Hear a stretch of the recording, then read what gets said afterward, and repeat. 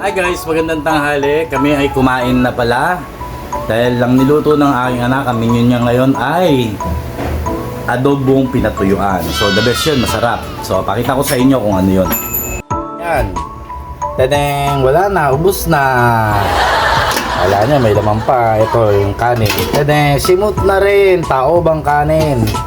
Tao bang kaldero? Pero, syempre, ayan, may iced tea pa kami. Siyempre, ayan. Pang mamayang hapon naman. Wow, the best. The best.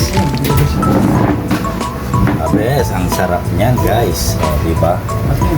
Oo. Ayan, o.